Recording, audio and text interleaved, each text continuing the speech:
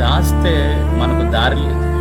ఎందుకంటే మనుషుల దగ్గర ఏదైనా దాయొచ్చు, కానీ దేవుని దగ్గర మనం ఏది కూడా దాయలేం. ఎందుకంటే కృప కలిగిన దేవుడు ప్రతి వారిని కూడా పరిశీలన చేస్తూ ఉన్నారు. ఆకాశం అందుండి ప్రతి వారిని కూడా ఆయన కనుదృష్టి పరిశోధన చేస్తూ ఉంది.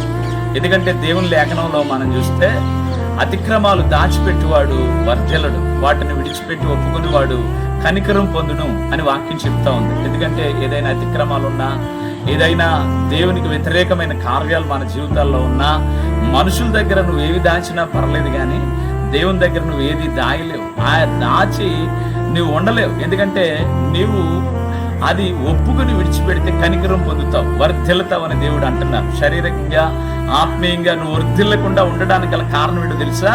నువ్వు కొన్ని అతిక్రమాలు దేవుని దగ్గర దాస్తున్నావు, కొన్ని ఒప్పుకోకుండా నీ మనసులో ఉంచుకుంటున్నావు. మందిరానికి వెళుతున్నావు, వస్తున్నావు, కానీ కొన్ని వ్యతిరేకమైన కార్యాలు నీలో ఉన్నాయి. ఈ రోజు ఈ మాటలు వింటున్న నీవు వాటిని విడిచిపెట్టి ఒప్పుకుంటే కనికరించబడతావు, వర్ధిల్లుతావు, ఆశీర్వదించబడతావు. అట్లాంటి కృప నా దేవుడు నీకు దయచేసి వర్ధిల్లింప చేయును గాక. ఆమేన్.